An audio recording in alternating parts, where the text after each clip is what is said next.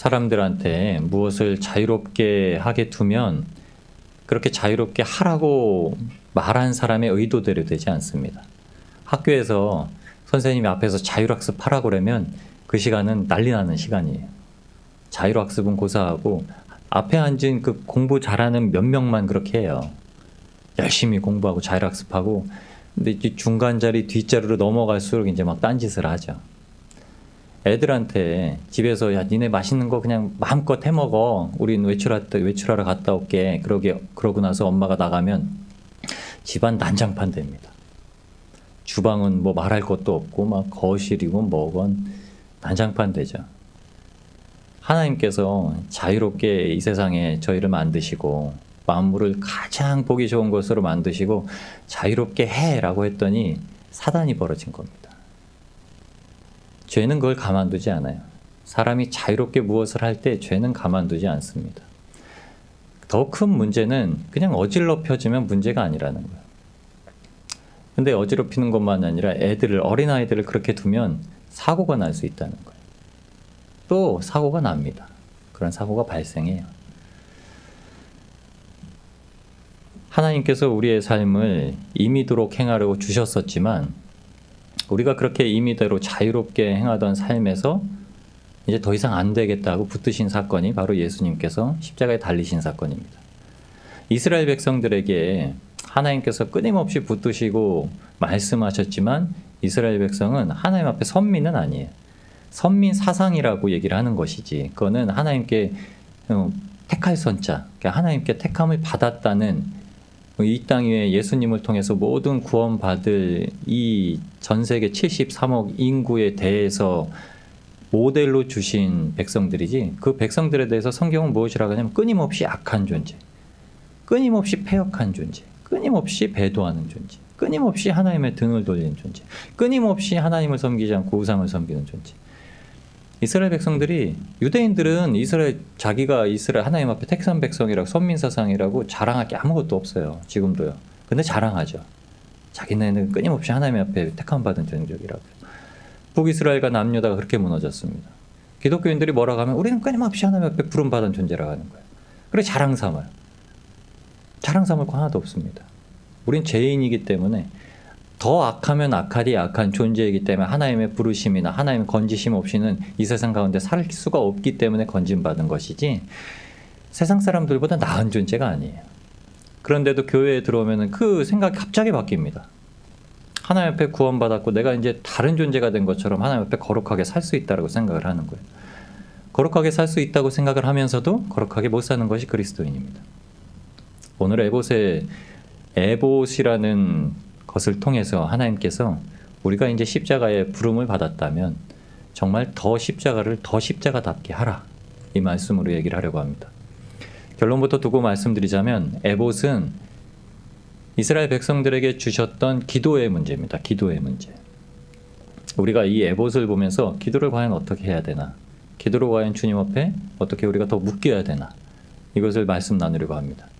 성경을 잘 읽어보시면 알겠지만 말씀을 읽다가 눈에 띄는 단어가 저는 이 말씀이 이 단어였기 때문에 이것을 가지고 이제 나누려고 합니다. 에봇을 어떻게 짜야 되냐면 공교히 짠 에봇이라고 그래요. 에봇은 여기 이렇게 이야기한 대로 에봇은 금실과 청색실과 자색실과 가는 배실로 꼬아서 만듭니다. 그걸 아주 공교하게 꼬아서 만들어요. 그럼 아주 탄탄하게 만들란 옷을 그렇게 탄탄하게 만들란 것이. 탄탄하게 만들려고 하는 이유가 있습니다. 흉패를 달아야 되기 때문에, 그리고 견장을 달아야 되기 때문에. 견장에는 이스라엘 12지파의 이름을 새겨서 달고요. 흉패에는 하나님께 성결. 그리고 그 흉패 안에는 무엇이 들어가냐면 바로 우림과 둠밈이라는 것이 들어갑니다. 아주 복잡해요. 이스라엘 백성들에겐 이것을 제사장에 입힙니다. 아주 복잡해요. 아주 복잡하니까 무엇을 생각하냐면 제사장의 의복이 어떤지만 봐요. 여러분 근데 저희는 구약을 보면서 그 제사장의 의복이 어떻고 성소가 어떻고 이런 거를 자세히 봐야 되는 이유는 거기에서 과연 우리를 구원하시는데 어떤 사건이 나오는지, 거기에서 예수 그리스도가 어떻게 나오는지, 우리가 그 안에서 어떻게 행해야 되는지 이걸 보는 겁니다. 그냥 그 시대 거기서 살고 끝나면 안 돼요. 아, 성막은 이렇게 짓는 거구나. 대단하구나. 아, 물기 가죽까지도 막 덮었구나. 와, 옛날에 이러고 잘 살았네. 그렇게 끝나는 게 아니라 제사장 보고 우와 청색으로 저기 보석 달린 거 봐. 제사장 의복을 얘기하면은 제일 먼저 사람들 눈에 띄는 건 보석 12개예요. 우와, 가슴에 이만큼 보석 달렸고. 근데 그것이 아니라 하나님께서 우리의 삶을 임의대로 하지 말라. 자유롭게 너희 마음대로 자유롭게 하지 말라. 이것을 제사장 의복에 두신 겁니다. 잘 보시면 하나님께서 제사장 의복은 이렇게 지어라라고 명하세요. 오늘 큐티 본문에 그렇게 돼 있죠. 하나님께서 명하신 대로. 근데 사람들에게 사상 사람들이 그냥 저희가 입고 다니는 의복에 대해서는 야 어떻게 옷을 만들어서 입고 다녀? 절대 그렇게 얘기를 안 하세요. 세상을 살아갈 때 우리는 무엇을 갖고 살아가냐면 우리 수치를 가리는 의도로 옷을 만들어 입고 살아갑니다. 그러니까 이 세상 사람들은 수치가 없는 거예요. 여자들이건 남자들이건 요새 뭐 바디 프로필 찍는다고 운동하고서 막 옷 벗고 후떡후떡 벗고 사진 찍죠? 수치가 없어요. 이게 자랑이라는 거예요. 왜요? 하나님이 없기 때문에. 하나님의 구원이 없기 때문에. 멸망받을 세상에서는 어떠냐면 정욕이 주가 됩니다. 부끄러운 거예요. 교회 안에서도 그러고 다니는 사람들이 있다는 거 부끄러운 거예요. 몸 보고 얼굴 보고 환경 보고 재산 보고 명예 보고 직업 보고 부끄러운 거죠. 그런데도 부끄러움 없이 살고 있습니다. 하나님은 그걸 자유롭게 두셨어요. 하나님은 그래서 교회 안에서 모든 사람들이 합력하여 선을 이루게 하십니다. 아무 가치가 없다는 거예요. 세상 기준으로 아무 가치가 없다는 거예요. 하나님의 말씀이 아니면 그리고 기도가 아니면 이 교회 안에서는 누구도 하나님 앞에 온전하다라고 부름받을 자가 없다는 겁니다. 제사장 의복은 그렇게 명령하여 말씀하시지만 세상 의복은 저희가 그냥 입도록 말씀하세요. 그런데 디모데전서 2장 9절 10절에 보면은 여자에 대해서 옷을 입을 때 이렇게 됩니다. 아담한 옷을 입고 장식구로 장식하지 말며 반짝이는 걸로 장식하지 말고 소박하게 입으라는 얘기예요. 소박하고 정결하게 입고 그 다음에 선을 행하는 것을 자랑해라. 선을 행하는 것을 해라. 그러니까 하나님께서 사람들에게 그 시대 사람들이 그 의복을 어떻게 입었습니까? 이거는 분명히 광야 40년 동안 주신 말씀이에요.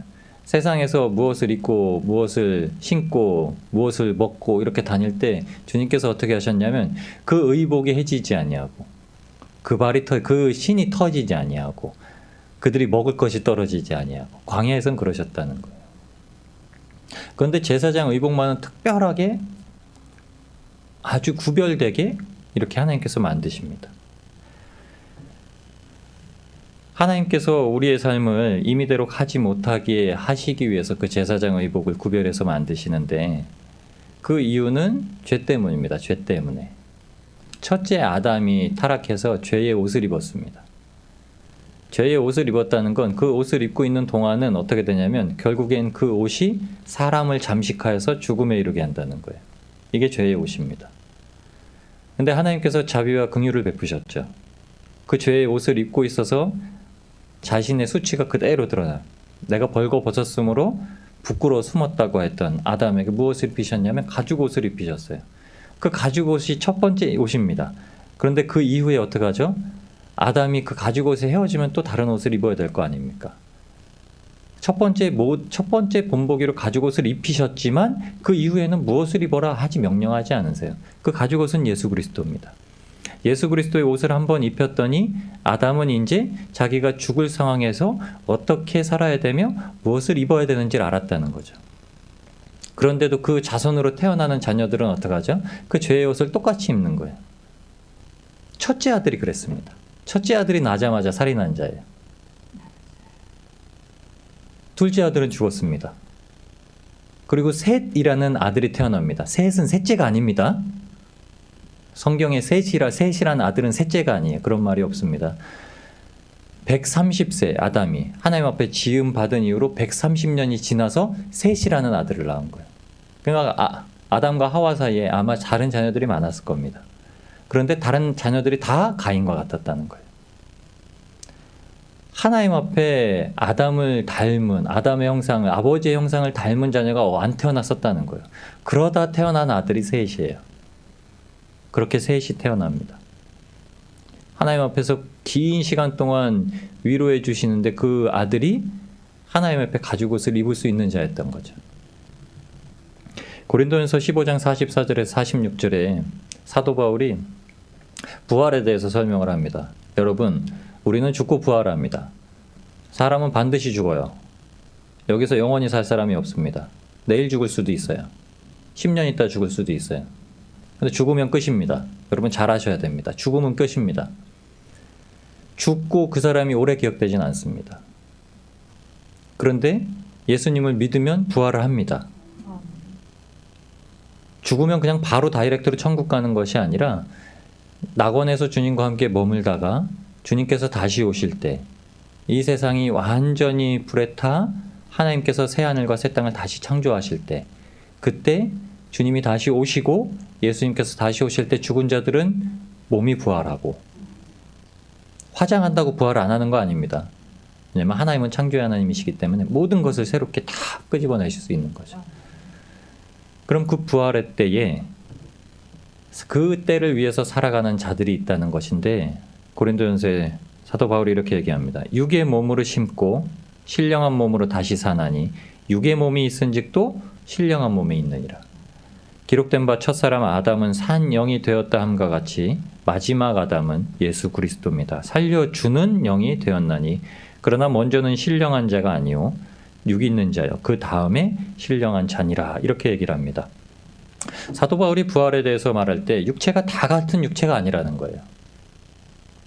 여러분 우리가 다 몸이 똑같습니다. 병원에 가면은 의사가 사람을 치료할 수 있는 이유는 그 육체가 다 똑같기 때문이에요. 기본적인 육체의 구조는 다 똑같다는 겁니다. 그런데 죽을 육체가 있고 살 육체가 있다는 겁니다. 여러분 예수 그리스도 안에 있는 육체는 사는 육체고요. 예수 그리스도 밖에 있는 육체는 죽는 육체입니다. 죽으면 끝이에요. 세상 사람들이 말하는 것처럼 죽으면 끝입니다. 그런데 오직 그것이 예수님 안에 있는 사람들한테만 통용되지 않아요. 죽으면 끝이 아닙니다. 예수님 안에 있는 자들은.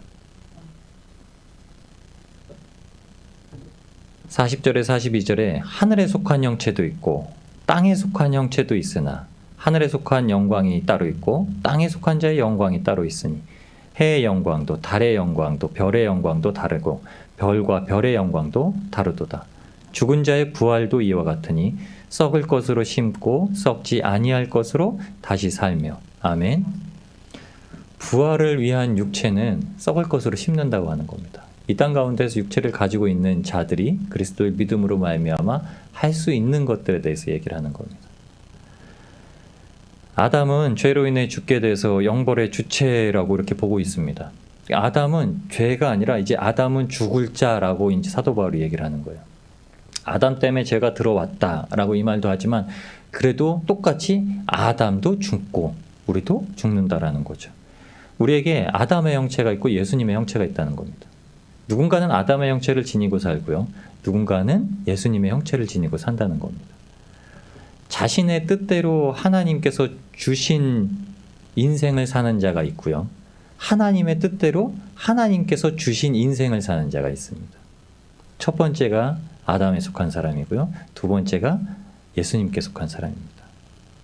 예수님께서 33년이라는 아주 짧은 생애를 사시면서 나심으로부터 시작해서 모든 것을 하나님의 뜻대로 사셨죠. 사람이 이 땅에 태어나면은 영예를 얻어야 됩니다. 그게 꿈이에요. 소박한 사람들도 있어요. 소박하게 가정을 꾸리고 그냥 월급 따박따박 나오는 직장에서 그냥 애들 낳고 순풍순풍 낳고 잘 살고 평범하게 사는 거 이렇게 하는 사람들도 있습니다.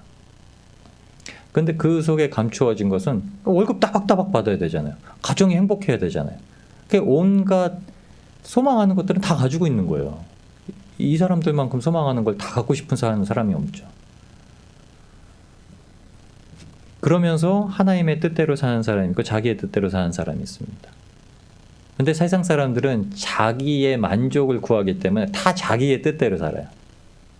교회를 다니면서 신앙생활 하면서도 그래서 자신의 뜻대로 하나님께서 주신 인생을 사는 겁니다. 저와 여러분도 그렇게 삽니다. 부인하시고 싶겠지만 저도 그렇게 살고 여러분도 그렇게 삽니다. 첫 번째는 아담처럼 사는 자고요. 하나님의 뜻대로 살며 하나님께서 주신 인생을 사는 자는 예수님처럼 사는 인생입니다. 그럼 저와 여러분도 지금 잘 안 되고 있다는 거죠. 그런데 희망과 소망은 예수님이 계시다는 거죠. 그래서 우리한테 오늘 제사장 의복을 친히 지어서 입히신다는 겁니다. 하나님께서 이스라엘 백성에게 이 두 부류를 나누십니다. 그리고 그 구별하시는 것이 있는데 그게 바로 오늘 나오는 에봇입니다. 에봇. 에봇이라는 눈에 보이는 옷을 어떻게 재단하고 어떻게 짓고 이것을 통해서 우리가 하나님 앞에 생명을 얻어 나가는 자로 살아갈 수 있게 만드시는 거예요. 본문 1절에 이 옷에 대해서 설명을 합니다. 출애굽기 39장 1절 말씀에는 그들이 여호와께서 모세에게 명하신 대로 청색, 자색, 홍색 실로 성소에서 섬기기 위한 정교한 옷을 만들고 또 아론을 위한 거룩한 옷을 만들었더라. 아멘. 이것이 출애굽기 28장에 처음 하나님께서 모세한테 명하셨던 겁니다. 이렇게 옷을 만들어 라고 하신 건데 출애굽기 28장 4절 6절에는 그들의 지을 옷은 이러하니 곧 흉패와 에봇과 겉옷과 반포 속옷과 관과 띠라 그들이 내 형 아론과 그 아들들을 위하여 이렇게 얘기합니다. 거룩한 옷을 지어 거룩한 옷을 지어 아론으로 내게 제사장 직분을 행하게 할지며 그들의 쓸 것은 금실, 청색, 자색, 홍색 실과 가늘게 꼰 배실이니라. 그들이 금실과 청색, 자색, 홍색 실과 가늘게 꼰 배실로 공교히 짜서 에봇을 짓되 이렇게 얘기합니다. 그러면 하나님께서 아론을 위해서 이 옷을 짓는데 그 거룩한 옷을 짓는 목적이 있는 거죠. 첫 번째는 아론이 제사장 직분을 행할 수 있게 하는 겁니다. 아론이 그 옷을 벗으면 아무것도 아니라는 거예요. 아론이 그 옷을 벗으면 하나님 앞에 예배드리고 섬길 수 있는 자가 아니라는 겁니다. 여러분 우리가 예수 그리스도로 말미암아 거룩한 옷을 입고 예수님처럼 주님 앞에 서서 예배를 드릴 때에야 하나님 앞에서 예배를 드릴 수 있고 하나님께서 예배를 받는 자가 되시는 거예요. 예배 드릴 때 그냥 와서 그냥 드리는 게 아니라 내가 예수님 지금 예수님과 함께 있고 예수님과 함께 살고 예수님 때문에 살았고 내가 예수님 때문에 죽을 수 있다는 생각을 가지고 와서 예배를 드려야 하나님께서 그 예배를 받으신다는 겁니다. 그럼 우리의 삶에서 하나님 앞에 예배를 드릴 때 과연 하나님께서 몇 번이나 예배를 받으실까요? 매번 그렇게 예배를 드려야 되는데요. 하나님은 매번 그렇게 예배를 받으셔야 되는데요. 과연 우리는 그럼 얼마나 그렇게 예배를 드리고 있나요? 매번 그렇게 그런 다짐을 가지고 예배 내가 죽으면 죽으리오라는 순교의 다짐을 가지고 예배 자리로 나아가지 못합니다. 안 돼요. 그래서 오늘 우리한테 허락하시는 게 있는 겁니다. 그게 바로 기도입니다. 기도. 삶에서 늘 기도하고 예배 자리로 나오게 하시는 거예요.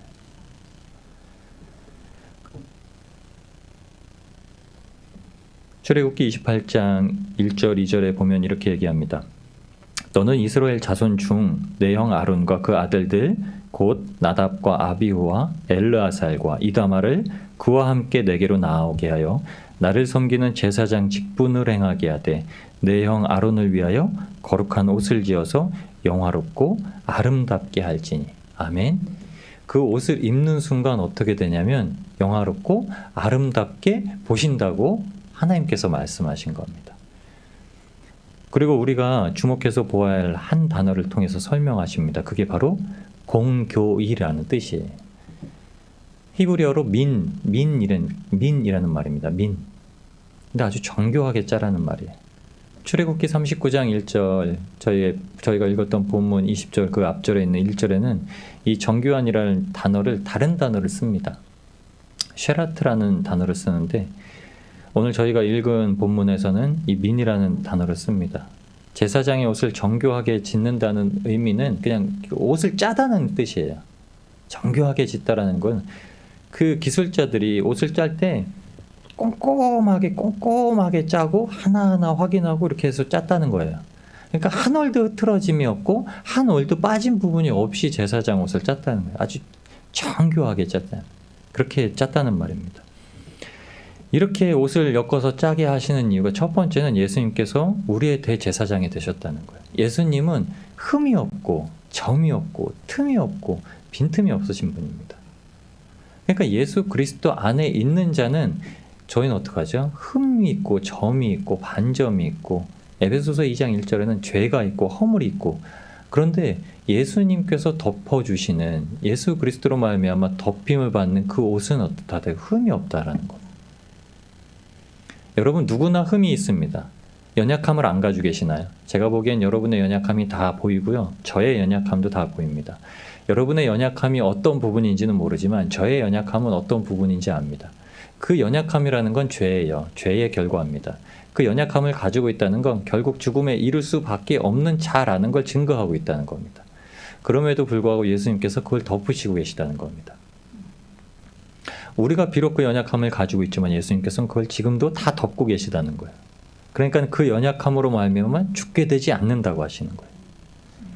예수님께서 그렇게 제사장 의복이 친히 되셔서 우리를 완벽하게 덮으셨다는 거예요. 두 번째는 우리가 제사장이 돼서 어떻게 되냐면 서로 엮이고 짜여야 된다는 겁니다. 하나님의 몸으로 세운 하나님의 지체로 부름받은 자들은 서로가 짜여지는 거예요. 이 짜여지는 틈이 뭐냐면 이 짜여지는 틈이 헐거워질 때가 있어요. 그게 뭐냐면 교회 안에서 시기와 다툼과 판단이 들어올 때죠. 그때를 틈이라고 합니다. 베드로가 말하기를 이때가 사단이 틈을 따는 때라고 합니다. 이 고리가 헐거워졌을 때 어떻게 하냐면 사단은 그걸 끊으려고 하는 거죠. 그럼 올이 풀려요. 옷에 올이 풀리죠. 그럼 그 올은 그냥 한 번 쑥 빠지는 게 아니라 도두두두둑 완전히 풀러버리고 맙니다. 근데 하나님께서는 예수 그리스도 말미암아 우리를 그 옷을 입게 하셔서 우리가 그 올이 풀리지 않게 아주 견고하게 짜주셨다는 거예요. 믿음 안에서 공동체는 그렇게 짜여지는 겁니다. 근데 어느 공동체나 그렇게 완벽한 공동체는 없어요. 그러니까는 여러분 공동체라는 의미는 교회를 지칭하는 것이 아니라 교회 안에서 오직 그 한 옷 대신 예수님을 입고 가는 자들입니다. 근데 저희 교회는 그 한 옷을 입고 가는 사람들이 부분의 사람들이 아니라 정말 교회에 있는 모든 성도님들이 그렇게 되시기를 축복합니다. 그렇게 될 때 하나님이 얼마나 기뻐하시겠습니까? 저희는 하나님이 기뻐하시는 존재가 돼요. 하나님이 기뻐하시고 아름답게 보는 자는 사람에게도 기뻐함 받고 아름답게 보이는 겁니다. 세상 사람들에겐 그렇지 않지만요. 하나님께서 사랑하시는 자들에겐 서로 그렇게 되는 겁니다. 그럼 우리의 인생의 제사장복에서 알 수 있듯이 구원받은 누구라도 예수님과 이렇게 엮여 있고 붙어 있을 수밖에 없다는 겁니다. 이것이 청색, 자색, 홍색 실로 성소에서 섬기기 위해서 지은 제사장 옷입니다. 우리는 예수 그리스도로 이렇게 옷을 입고요. 또한 더욱 공교하게 옷을 입어야 됩니다. 예수님께서 입혀주신 거에 만족하는 게 아니라 그걸 어떻게 하냐면 더 입으려고 해야 되는 거예요. 더 세밀하게 입고 더 꼼꼼하게 입으려고 해야 되는 거예요. 이 옷이 바로 에봇입니다. 에봇. 에봇은 첫째로 구원받은 모든 이들에게 관하여 있는 겁니다. 출애굽기 28장 12절에 보면 이 두 보석을 에봇 두 견대에 붙여 이스라엘 아들들의 기념 보석을 삼되 아론이 여호와 앞에서 그들의 이름을 그 두 어깨에 메어서 기념이 되게 할지며. 아멘. 제사장 그 에봇의 옷에는 모든 구원받은 지파라고 원래 불리었던 12지파의 이름을 새깁니다. 그러니까는 제사장 의복을 입었다는 건 혼자 나아가는 게 아니에요. 모든 구원받은 이들과 함께 나아가는 겁니다. 예수님의 은혜로 말미암아 구원받은 자들의 기도로 에봇을 먼저 정의하셨습니다. 에봇을 입히신다는 것은 구원받은 이들의 아주 세밀한 기도를 말합니다. 기도는 우리가 주님 앞에 무엇을 받는 소원 수리하는 게 아니죠. 기도를 하나님 앞에 무엇을 달라라고 기도를 하면 하나님이 램프에 요청되는 겁니다. 쓱쓱쓱쓱 비비면 펑 하고 나타나서 소원 3가지를 들어주셔야 하는, 하나님은 그런 분이 아니시죠. 그냥 하나님은 다 가지고 계신 분이기 때문에 자녀한테 그냥 주시는 분입니다. 자녀한테 그걸 유업으로 주시는 분이에요. 예수님께서 하나님 앞에 기도 드릴 때 에봇을 입고 기도 드리는데 기도는 아주 은밀하다라고 말씀하셨습니다. 마태복음 6장 6절에 보면 너는 기도할 때 내 골방에 들어가 문을 닫고 은밀한 중에 계신 내 아버지께 기도하라. 은밀한 중에 보시는 내 아버지께서 갚으시리라. 아멘. 은밀하다는 말은 아주 비밀스럽게 드리라는 거죠. 근데 이 비밀스럽게라는 말이 쭉 그 뜻을 찾아보면 무슨 말이냐면 경건하게 드리는 거. 그러니까 사람이 경건하게 드리려면 욕심으로 주님 앞에 기도를 드릴 수가 없죠. 그러니까 사람이 기도를 하게 되는 건 경건하게 되기 위해서 기도를 하는 거죠. 그러니까 하루도 기도를 나태하거나 게으를 수 없는 이유죠. 기도 외에는 주님께서 말씀하신 것처럼 기도 외에는 이런 이유가 나갈 수 없다 하셨고, 말씀과 기도로 사람이 거룩해진다라고 사도 바울이 또한 얘기했기 때문입니다. 이 거룩하여 아무 영향을 받지 않는다는 겁니다. 기도를 하는 자들은 하나님의 기도로 말미암아 주님과 가까워져서 다른 것의 영향을 더 이상 받지 않게 점점 그 믿음이 자라간다는 겁니다. 상당히 중요한 겁니다. 기도는. 그래서 예수님께서 이 기도뿐 아니라 그 바로 앞절에 무엇이라고 말씀하셨냐면요, 6장 4절에 보면은 마태복음 6장 4절에 구제에 대해서 먼저 이렇게 얘기하시고 기도를 말씀하십니다. 내 구제함이 은밀하게 하라. 은밀한 중에 보시는 너희 아버지가 갚으시리라. 아멘. 기도도 갚으신다는 표현을 하시고요, 구제도 갚으신다는 표현을 하시죠.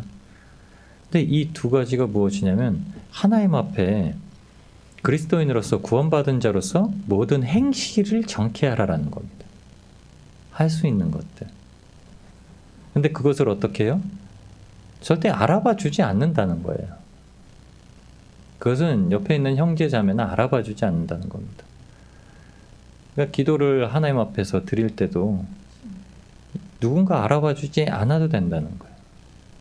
그냥 기도는 그래서 혼자 있을 때 하는 게 제일이라는 거예요.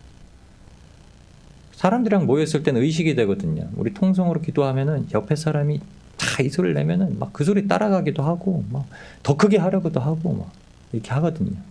근데 아무것도 알아봐 줄 수 없다는 거예요.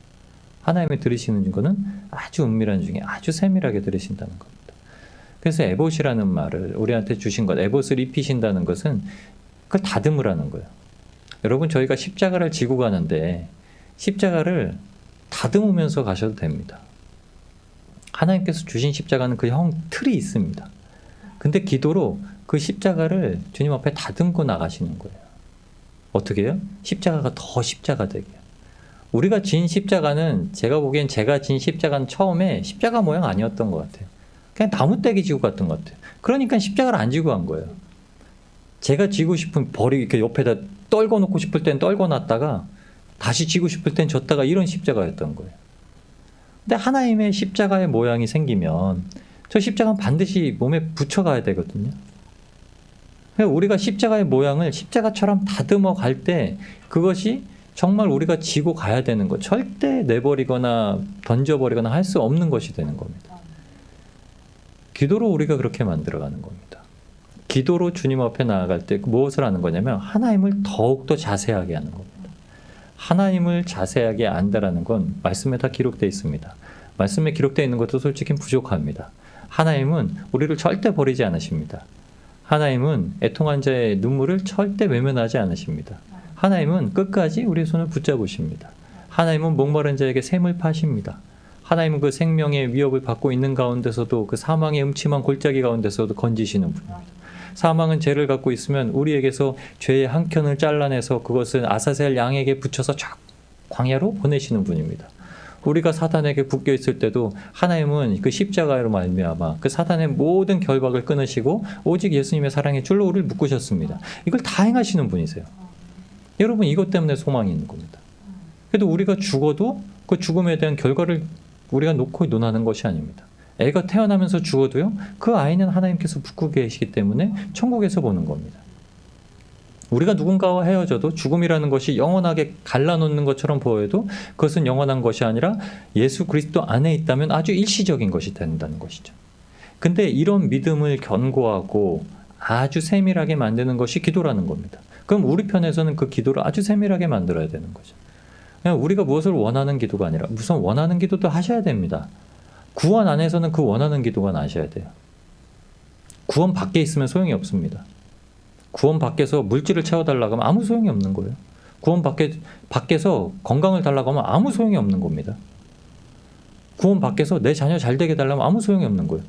예수님 안 믿는데 내 자녀가 잘 되면 무슨 소용이에요? 어차피 죽는데요. 그 자녀 잘 돼서 영원히 잘된 것으로 말미암아 더 멀리 떠나면 어떡하실 겁니까? 돈을 가졌던 탕자는 아주 먼 이국 땅으로 가요. 거기서 돈이 다 없어져야 아버지께로 옵니다. 주님께서 우리한테 이렇게 에봇을 입히실 때 아주 기도를 세밀하게 만드시는 겁니다.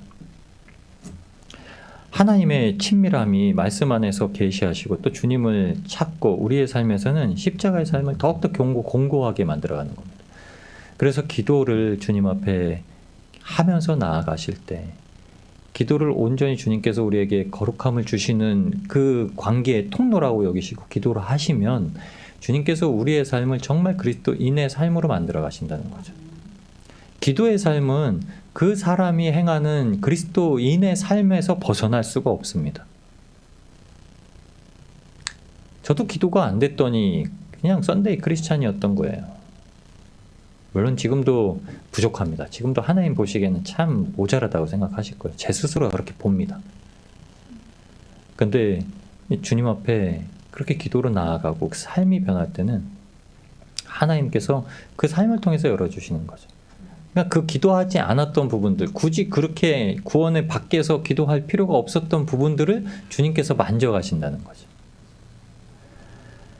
이것이 성경에서는 다듬고 장성한다라고 얘기하는 겁니다. 그래서 모든 구원받은 이들은 그 삶을 온전히 그 기도에 맞춰서 하나님을 따라가는 삶을 살게 되는 거예요. 그것이 하나님께서 주신 말씀에 흉패를 붙이고 사는 삶이에요. 흉패라는 건 기준점을 사는 겁니다. 기준점. 그 흉패 안에 감추었던 우림과 둠임은 무엇이냐면 하나님은 빛이시다. 빛과 완전함이란 뜻이에요. 그러니까 기준을 삼고 있다는 거. 에봇에 그걸 붙여놨다는 겁니다. 에봇에 기준점을 붙여놨다는 거예요. 그래서 우리의 기도를 주님과 더욱 친밀하게 하는 것이 우리 삶이 하나님 앞에 있음을 더욱 인식하고 깨닫게 될 때 나오게 되는 겁니다. 성령님이 가장 가까운 곳에 계십니다. 제일 가까운 곳에 계세요. 여러분과 제일 가까운 곳에 계십니다. 그러니까 여러분의 연약함을 다 아시는 거예요. 그래서 우리는 그 연약함이, 우리 심령의 연약함이 무엇인지 몰라서 애통하며 기도하지 못할 때 성령님께 간구하는 겁니다. 왜냐하면 성령님은 우리의 가장 연약한 부분을 놓고 하나님 앞에 기도하신다고 하셨거든요. 그러면 어떻게 해요? 그러면 그렇게 만들기 위해서는 기도의 자리로 나아가는 거예요. 주님께서 그렇게 만드시는 겁니다. 출애굽기 28장 30절에 너는 우림과 둠밈을 판결 흉패 안에 넣어 아론으로 여호와 앞에 들어갈 때 그 가슴 위에 있게 하라. 아론이 여호와 앞에서 이스라엘 자손의 판결을 항상 그 가슴 위에 둘지니라. 아멘. 그래서 기도하며 나아가는 자는 하나님 앞에 판결받기 전에 그 판결의 기준을 항상 두고 나아가는 겁니다. 비단 삶에서뿐만이 아니라요. 주님 앞에 예배하러 나올 때도 똑같은 겁니다. 주님 앞에 예배하러 먼저 나오는 자세가 그렇게 될 때 세상 가운데 살 때도 어떻게 해요? 주님 앞에 나와 있는 것처럼 사는 거죠. 우리의 기도는 그 우림과 둠밈과 함께 하나님 앞에 들어가는 것입니다. 여러분, 그러니까 기도는 하나님과 굉장히 멀리 떨어져 있는 것이 아니라 하나님 앞에서 드리는 겁니다. 더 정확히는 예수님의 십자가 앞에 들어가는 거예요. 십자가가 새겨진 자에게는 그 십자가를 더욱 정교하게 만드는 것이 하나님께서 우리를 향하신 계획이시고 또 하나님께서 우리에게 그렇게 명하신 것입니다. 그럼에도 우리는 어떻게 하냐면 반복하고 머무르고 안주하고 그러면서 십자가를 지니고 있습니다. 성경에서 미가라는 사람이 나옵니다. 사사기에 이제 미가라는 사람이 나와요. 그 사람이 어떤 사람이냐면 에봇을 지니고 있고 또 은을 가지고서 우상을 만들어 드라빔 신상을 만들어서 하나님과 우상을 같이 섬기던 자였습니다. 근데 이 악함을 하나님께서 무엇이라고 얘기하셨냐면 노아의 방주를 지을 때도 그렇고 이 사사기에는 대부분 하나님께서 이렇게 말씀하십니다. 자기 소견에 옳은 대로 행하였더라. 사사기 17장 5절 6절 말씀입니다. 이 사람 미가에게 신당이 있으므로 또 에봇과 드라빔을 만들고 한 아들을 세워 제사장을 삼았더라. 그때에는 이스라엘에 왕이 없으므로 사람마다 자기 소견에 옳은 대로 행하였더라. 이게 좋은 말이 아니죠. 자기 마음대로 살았다는 겁니다. 사사기는 왕이 없으니까 자기 마음대로 살았다는 거예요. 우리 인생에 예수님이라는 왕이 안 계시니까 자기 마음대로 살고 있다는 겁니다. 그러면서 그는 이것이 복 줄 것이라고 생각합니다. 미가는 그렇게 생각을 해요. 그렇기 때문에 하나님을 섬기는 에봇을 두고 그리고서 드라빔, 점치는 도구였던 드라빔을 같이 섬겼던 겁니다. 사사기 17장 13절에 이에 미가가 가로되 레위인이 내 제사장이 되었으니 이제 여호와께서 내게 복 주실 줄을 아노라 하니라. 아멘. 우리도 그렇게 생각하고 살 줄 모릅니다. 에봇과 드라빔을 서놓고서 제사장만 세워진다면 그게 복 줄 거라고 생각을 하는 거죠. 기도하고 복 주실 줄을 기도하면 우리가 기도하면은 복 주실 줄을 안다라고 기도할 수 모릅니다. 맞습니까? 기도하면 복 주시나요? 복 주십니다. 천국 복 주십니다. 주님과 가까워진 통로, 주님처럼 되면, 예수님처럼 되면, 예수님과 연합하면, 기도는 그 통로니까요. 그렇게 하면 주님께서 영원한 생명의 복을 주십니다. 그러나 이 땅에서는요. 이 땅에서 그것 가지고 기대하고 소망할 것이 있을까요? 그것을 소망하고 기도하는 사람들도 있습니다. 그러니까 그런 분들은 자기가 소망하는 것들이 기도로 이루어지지 않으면 어떡하죠? 많은 분들이 하나님을 떠나죠. 하나님을 없다라고 여기기도 합니다. 야고보서 2장 12절에는 너희는 자유의 율법대로 심판받을 자처럼 말도 하고 행하기도 하라. 우리가 알고 있는 가장 분명한 사실은 사람이 죽으면 죽고 끝나는 것이 아니라 모든 자가 육체의 죽음을 한번 맞이하면 히브리서 9장 27절에 있는 말씀처럼 심판이 기다리고 있다는 거죠. 우리는 우리가 임의대로 살았던 대로 그냥 끝나는 것이 아니라 임의대로 살았던 거에 대해서 전능자에 대해 심판을 받습니다. 학교에서 우리가 살아가고 있는 이 세상이 그 심판의 때를 위해서 다 준비하게 보여주시는 거거든요. 학교에 다니면서 애들이 시험을 보죠. 직장을 다니면서 상사를 만나고 무슨 일을 할 때마다 저기를 당하고 컨택을 당하자면 리젝을 당하거나 이런 일들을 겪고 대통령을 뽑거나 무슨 일을 할 때마다 어떤 일을 할 때마다 가장 중요한 건 죄를 지을 때마다 법원에 가야 되죠. 이런 것들이 다 보여주시는 겁니다. 그런데 이건 아주 일시적인 거죠. 일시적으로 풀려날 수도 있고 어떻게 할 수도 있고 근데 또 반복해서 될 수도 있는 것입니다. 그런데 하나님 앞에 심판은 한 번이라는 거죠. 그 심판의 결과로 말미암아 영원한 것이 결정되는 겁니다. 영원히 살 것이냐, 영원히 벌 받을 것이냐.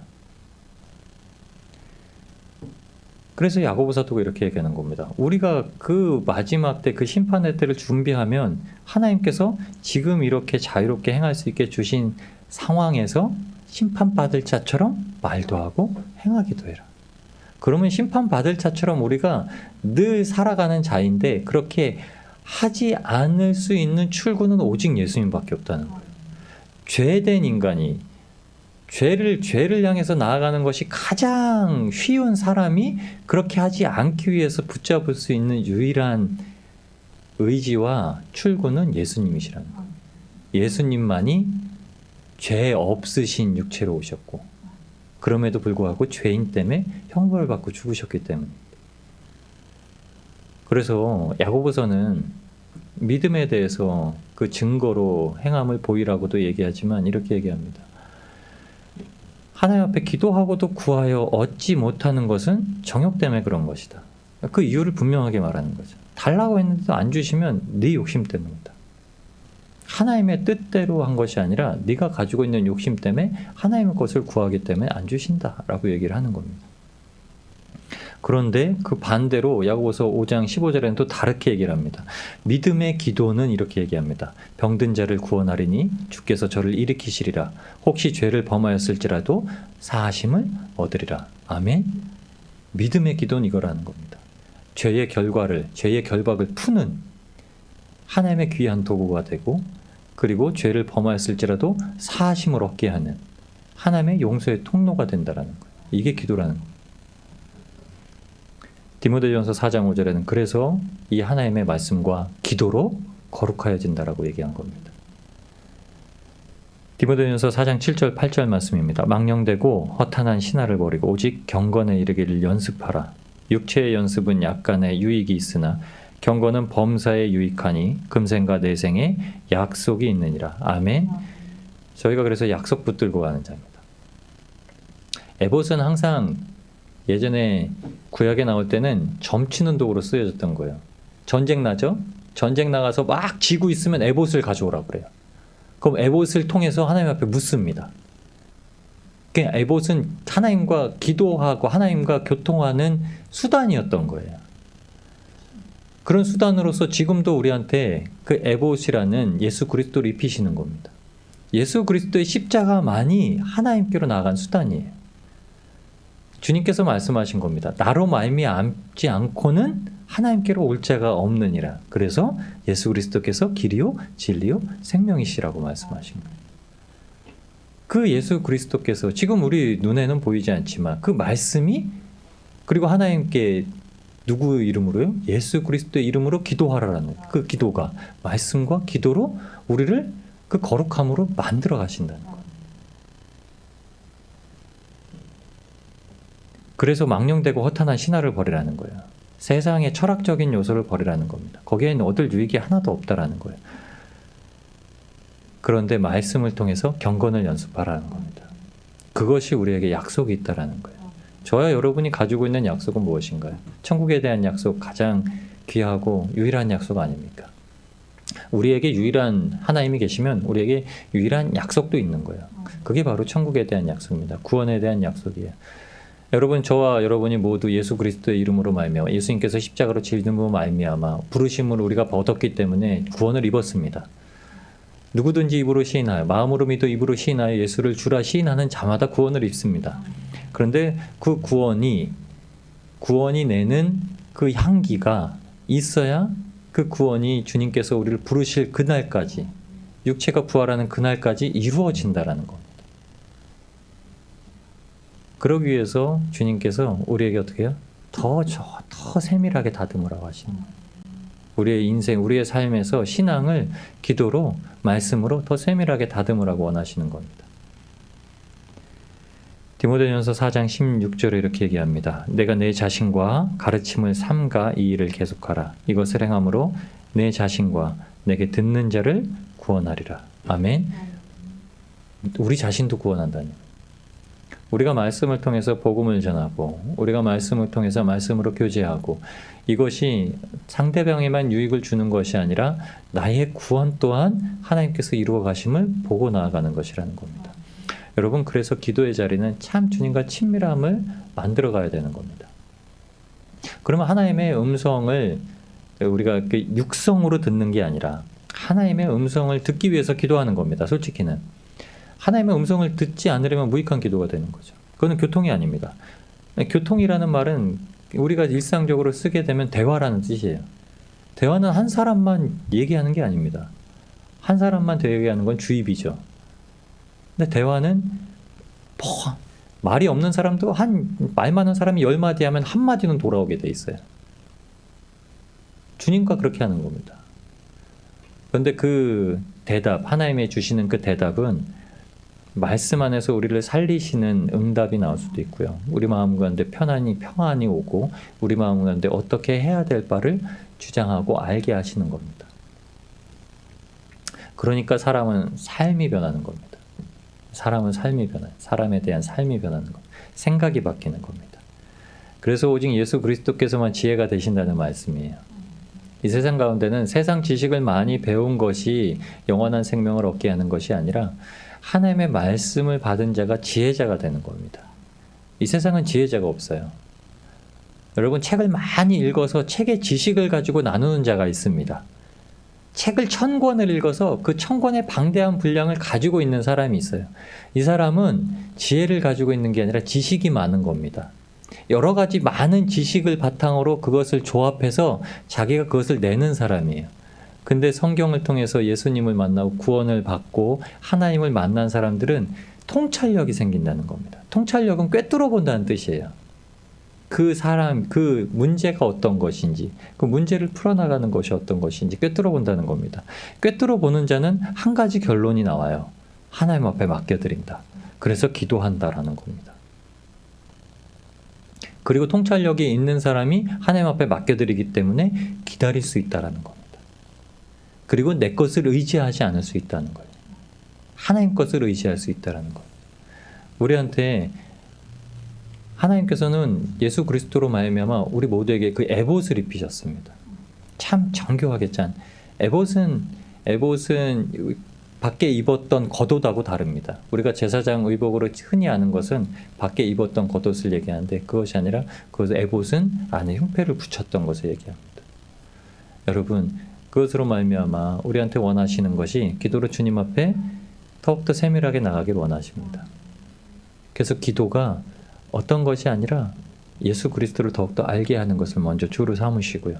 하나님을 알게 해주셔서 하나님의 그 크신 은혜와 약속의 말씀이 우리 안에 새겨지도록 그것으로 말미암아 우리가 구원의 확신을 가지고 오직 예수님만을 의지하며 나아갈 수 있게 주님과 연합하여 주님과 정말 이렇게 엮여서 아주 세밀하고 정교하게 짜여서 이 땅 가운데서도 그 소망을 붙들고 날마다 기쁨과 그리고 만족과 그리고 소망과 약속의 확실한 것을 붙들고 살아가는 복된 성도님들 되시기 주님의 이름으로 축복합니다.